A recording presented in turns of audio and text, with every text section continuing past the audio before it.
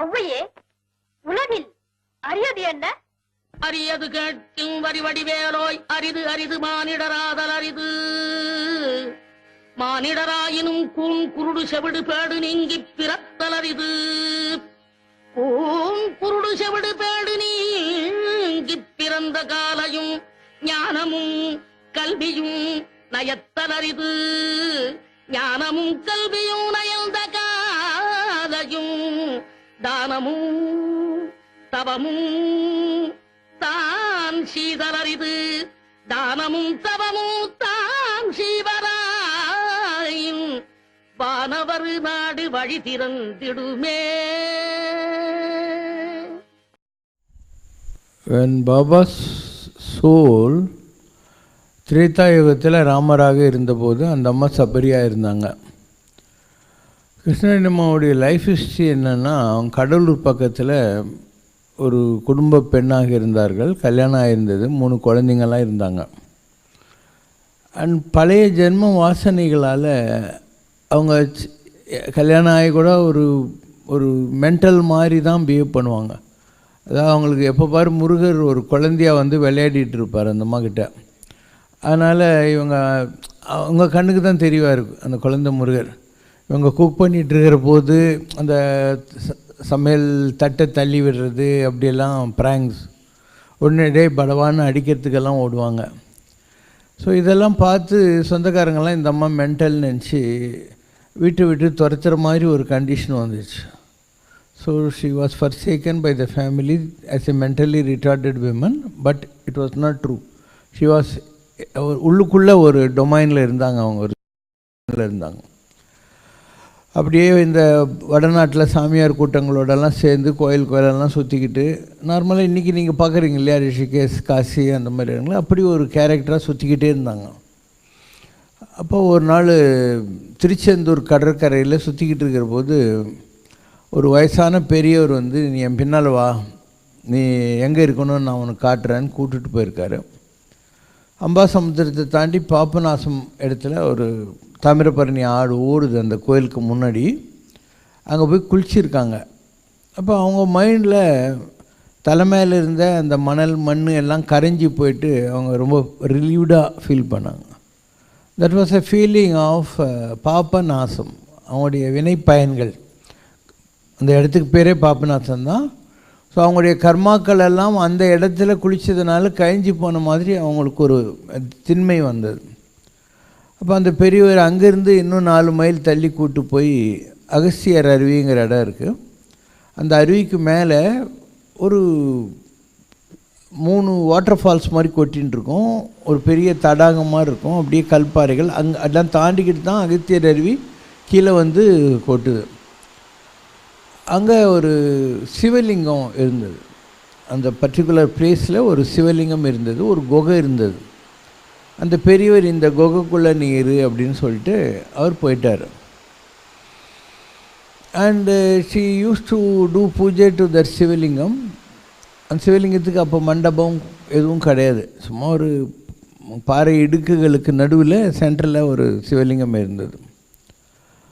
And அந்த குகைங்கிறது ஒரு சின்ன குகை தான். உள்ளே ஒரு ஆள் உக்காந்துக்கிட்டு இருந்தால் ஒரு 6 அடி கேப் இருக்கும், அதுக்குள்ளே தான் உட்காந்து இருந்திருக்காங்க. அதுக்கப்புறம் அதை கொஞ்சம் கான்க்ரீட் சிமெண்ட்லாம் போட்டு பாறை அடுக்கெல்லாம் வளைச்சி கொஞ்சம் பெரிய குகையாக எல்லாம் மாற்றிக்கினாங்க அந்த அம்மா. ஒரு நாள் அந்த பெரியவர் யாருன்னு தெரிஞ்சுக்கணுங்கிறதுக்காக இவங்க அந்த இடத்துக்கு போகிறாங்க. அந்த பெரியவர் எங்கே இருக்காருன்னு சொல்லிட்டு போனால் அவர் தலையை சுற்றி அவருக்கு ஒரு சக்கரம் சுற்றிக்கிட்டே இருக்குது, படுத்துக்கிட்டு இருக்கிறாரு. மேபி அது அகஸ்தியராக இருந்திருக்கலாம். அவர் இப்படி படுத்துருக்கார் அனந்த சயனத்தில். நான் எப்பயும் சொன்னேன் அனந்த பத்மநாபங்கிறது அகஸ்தியர் தான் சொல்லிட்டு. அவருடைய தலை சுற்றி ஒரு ஒளிவட்டம் சுற்றினது இருக்கு. அண்டு அந்த சிவலிங்கத்தை பூஜை பண்ணிவிட்டு அவங்க இருந்தாங்க. அந்த இடம் ரொம்ப ஒரு விசேஷமான இடம். அவங்களுக்கு நிறைய அனுபவங்கள் காட்சிகள்லாம் கிடைக்கிது. அவங்க கிராமத்து லேடிங்கிறதுனால ஒரு ரிஃபைண்டாக பேச தெரியாது. துர்கா அவங்களுக்கு நிறைய தடவை தரிசனம் கொடுப்பாங்க. இவங்க அந்த அம்மா கிட்ட கெட்ட கெட்ட வார்த்தை சொல்லி திட்டின்னு இருப்பாள், என்னை ஏண்டி படுத்துகிற அப்படிலாம் ஒரு வில்லேஜ் லேடி. ஆனால் இவங்களுக்கு கைட் பண்ணிக்கிட்டு இருக்கிறதே துர்கை தான் அந்த நேரத்தில். இவங்க வடநாட்டில் சாமியாருங்கள்லாம் சுற்றிக்கிட்டு வந்தபோது இங்கே தடா பக்கத்தில் ஒரு இடம் இருக்குது. அங்கே ஒரு துர்கை கோயில் இருக்குது. நீங்கள் இப்போ கூட பார்க்கலாம். செங்காளி அம்மன் பேர். செங்காளி அம்மன்ன்றது துர்கை. கருப்பாக இல்லாமல் சிவப்பாக இருந்தால் துர்கை. அது கருப்பாக இருந்தால் சியாமலான்னு பேர். கருத்த நிறமுள்ள காளின்னு அர்த்தம். அந்த தடாவில் அவங்களுக்கு ஒரு தரிசனம் கிடச்சிருக்கு அம்பாள்து. போகலாம் தடாக்கிட்ட. ரொம்ப நாளாக கட்டியிருப்பாங்க அந்த கோயிலை. ரொம்ப அழகாக வச்சுருப்பாங்க. அண்டு தரையை விட கீழே லெவலில் லோ லெவலில் இருக்கும் அந்த Sengali Amman. So she was being guided by that force. இங்கே மயிலாப்பூரில் விநாயகர் நகர்னு ஒரு இடம் இருக்குது, லஸ் சர்ச் ரோட்டில். அங்கே நல்ல குருந்தப்ப சுவாமிகள்னு ஒருத்தர் நாடி படிக்கிற இருந்தார். அவர்கிட்ட ஒரு நாடி இருந்தது, மீனாட்சி கணபதி நாடின்னு. அவருக்கு மாணிக்க வாசகருக்கு சிவன் ஞானமாக இருந்து உபதேசித்த குருந்த மரத்தடியில் அந்த ஓலசோடி கிடச்சிது. அதனால் நல்ல குருந்தப்ப சாமின்னு வச்சார். அவர் பெரிய என்கே சாமி. ஏதோ அவருக்கு காசு வாங்கக்கூடாது, நீ எப்போல்லாம் கருடனை பார்க்குறியோ அப்போ தான் நாடி படிக்கணுங்கிற மாதிரிலாம் சில இன்ஸ்ட்ரக்ஷன்ஸ் இருந்தது. அவர் அதை படிச்சுட்டு இருந்தார். அந்த நாடியை நான் படிக்கிறதுக்கு போன போது அதில் வந்துச்சு, இந்த மாதிரி நீ இதுக்கு முன்பிறவிகளில் மகேந்திரகிரிங்கிற இடத்துல தவம் செஞ்சவன், உங்களோட தவம் செஞ்ச 2 பேர் இப்போ திருப்பியும் பூமிக்கு வந்திருக்காங்க.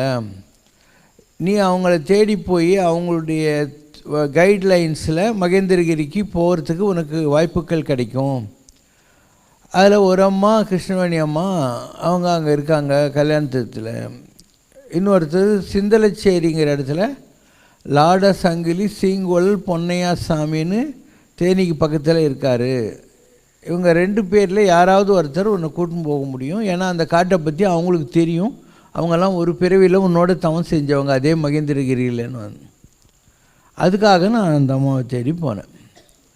அந்த அம்மா சொன்னாங்க, எனக்கு வயசாகிடுச்சுப்பா, நான் இப்போ அந்த காட்டுக்கெல்லாம் வர்றது கஷ்டம். ஏன்னா அது யானை காடு. அண்ட் அவ்வளோ ஈஸியாக போயிட முடியாது. 3 மலை தாண்டி உள்ளெல்லாம் போனது கஷ்டம். அப்போ இந்த சீங்குழல் பொன்னையா சாமியில் அவரை போய் பாருன்னாங்க. ஸோ அந்த ஓலையில் தான் இந்த அம்மாவை தேடி போகிற மாதிரி வந்தது. ஐ யூஸ் டு கோ தேர். அப்போ கும்பாபிஷேகம் அந்த முத்துகிருஷ்ண அடிகளார் ரத்தமட பொம்பளை உடம்புல இருந்து பண்ணுறாரு.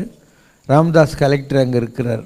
அவர் பின்னால் வன்னியர்களுக்குன்னு ஒரு வாரியம் அமைச்சார் கலைஞர், பேக்வேர்ட் கிளாஸஸ்க்கு. அதுக்கு சேர்மனாக போட்டாங்க. நல்ல மனுஷன் அவர். இந்து சமய அறநிலைத்துறை செயலாளராக வந்தார் சண்முக சீகாமணிக்கு அப்புறம். ஒரு எச்சமாக இருந்த ஒருத்தரை போட்டாங்க. அதுக்கப்புறம் இவர் வந்தார். ஆருடை பிள்ளைன்னு பேர் அவருக்கு. ஆருடை பிள்ளைக்கு அப்புறம் ஹெச்ஆர்என்சியில் இவர் வந்தார். அண்ணா நகரில் வீடு. எனக்கு நண்பர் தான். ஸோ அவர் சொன்னார், நான் ஹெச்ஆர்என்சியில் இனிமேல் கால்னால் டிஏ பில் கூட வாங்க போகிறதில்ல சார் அப்படின்னாரு. நான் சொன்னேன், டிஏ பில் வாங்கிக்கோங்க, ஆனால் யாரையும் திருட விடாமல் கோயிலெல்லாம் நல்லா மேனேஜ்மெண்ட் பண்ணுங்க அப்படின்னு சொன்னேன். அந்த அளவுக்கு நேர்மையான மனிதங்கிறதுக்காக சொல்கிறேன். நான் வந்துட்டேன் மெட்ராஸ்க்கு. வந்த உடனே கிருஷ்ணவேணி அம்மா எனக்கு லெட்டர் போட்டாங்க. அவங்களுக்கு எழுத படிக்க தெரியாது, யாரையாவது எழுத சொல்லுவாங்க.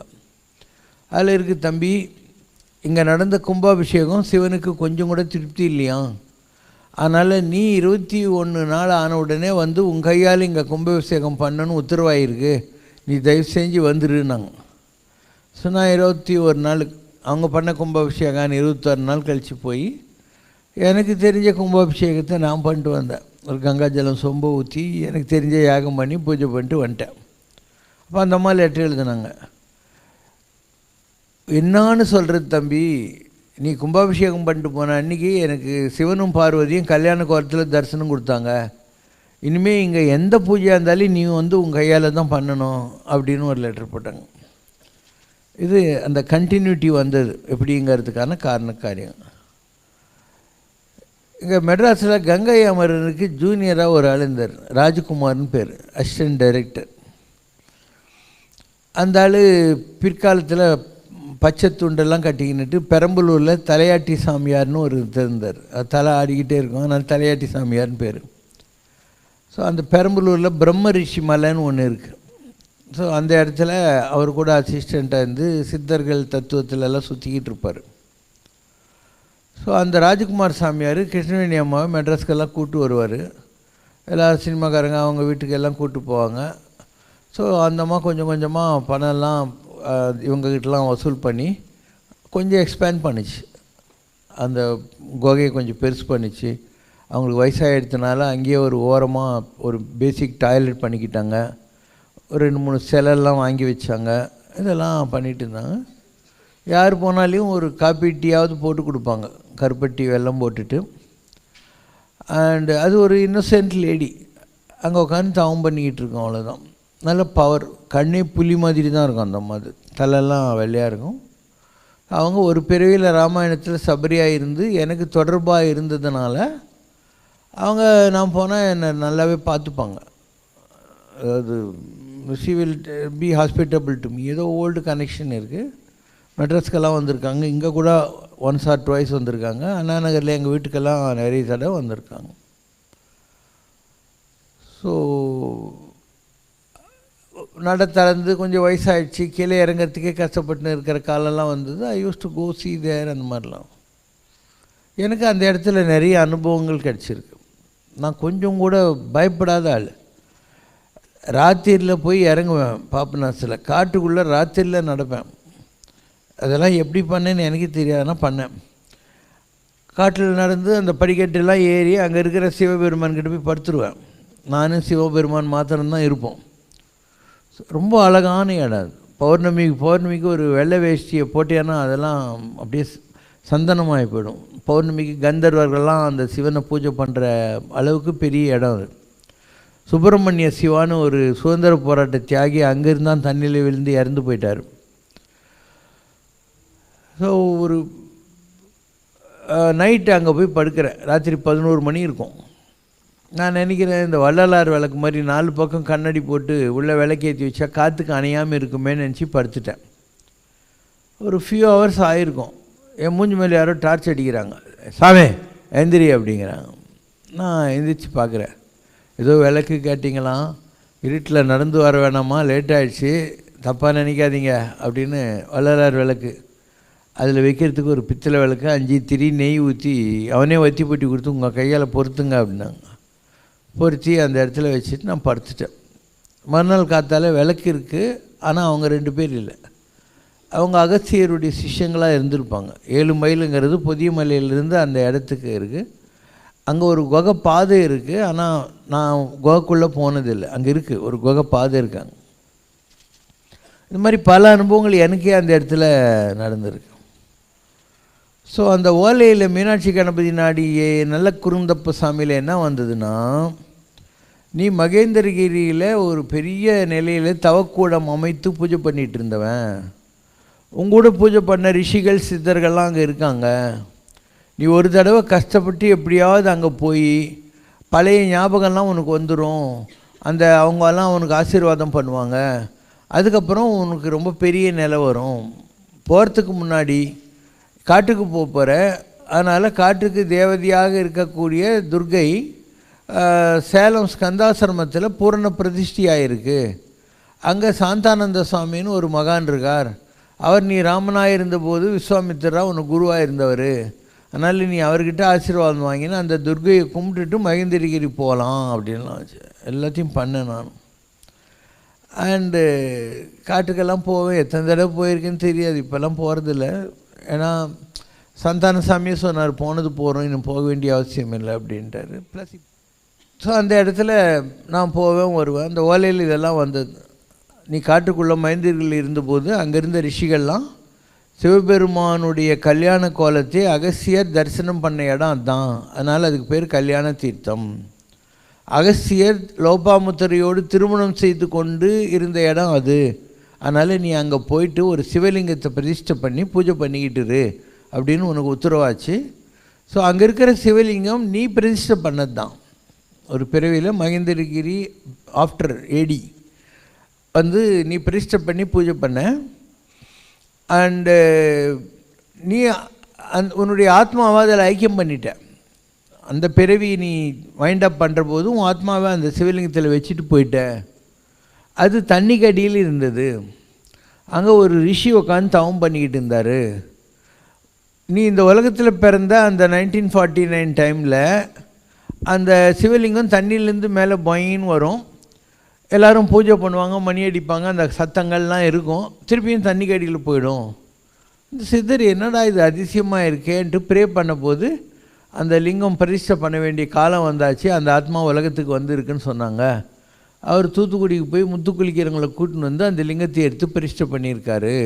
இதெல்லாம் அதனுடைய பேக்ரவுண்ட். அது உன் ஆத்மலிங்கம் தான், உனக்கு சபரியாக இருந்து அவங்க தொண்டு செஞ்சதுனால அந்த கனெக்ஷனில் அவங்க இப்போ அந்த லிங்கத்துக்கு பூஜை பண்ணுறதுக்காக அங்கே கொண்டு போய் உட்கார வச்சுருக்காங்க அப்படின்லாம் வந்துச்சு.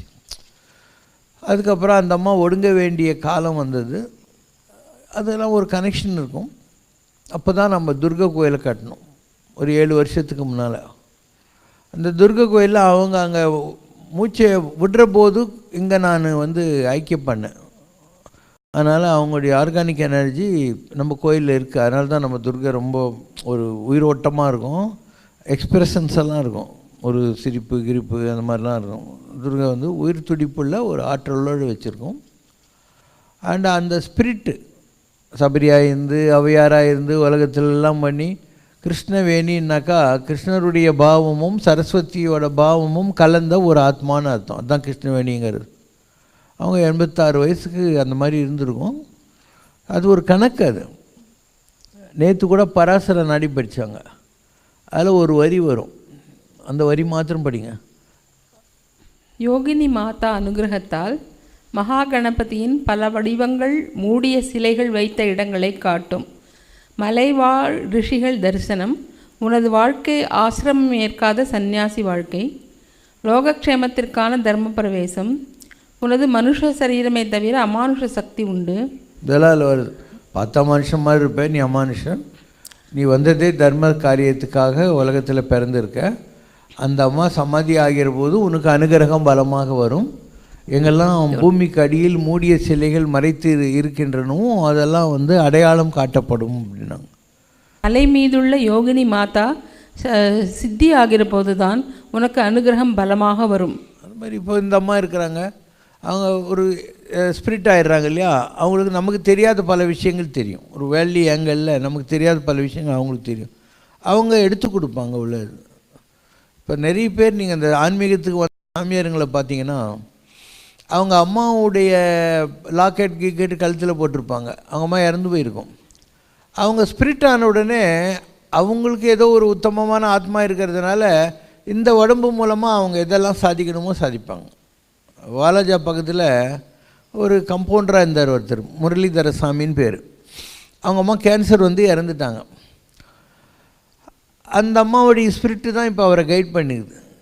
அது தானாக நடக்கும். யாரோ ஒருத்தர் ரியல் எஸ்டேட்காரன் வந்தால் உங்களுக்கு இடம் கொடுக்குறேன், நீங்கள் கோயில் கட்டுங்க, அதை நம்பி நிறைய பேர் எங்கள் வீடு வாங்குவாங்க அப்படின்னு ஏதோ ஒரு ஒன்றுக்கு ஒன்று இணைப்பு வரும். அவர் குட்டியாக நிறைய கோயில் கட்டி வச்சுக்கிறாரு. அது காரணம் இறந்து போன அவங்க அம்மா கேன்சரில் இருக்காங்க இல்லையா, அவங்க அம்மா கர்மாவை கழிச்சிட்டு இப்போ இவரை உள்ளிருந்து கைட் பண்ணுறாங்க. அது எல்லாம் நடக்கும். அந்த மாதிரி இப்படி பல விஷயங்கள் இருக்குது. ஸோ கிருஷ்ணவேணி அம்மா அந்த மாதிரி சில தெய்வ காரியங்களுக்கு பயன்படுவார்கள். அது வரைக்கும் இப்போது நல்ல இடத்துல வச்சுருக்கோம். And she is there, very energetic, she is there. ரொம்பவே சொல்லிட்டேன், குறை ஒன்றும் இல்லை. குறை ஒன்றுமில்லை மறைமூர்த்தி கண்ணா, குறை ஒன்றும் இல்லை கண்ணா, குறை ஒன்றுமில்லை கோவிந்தா.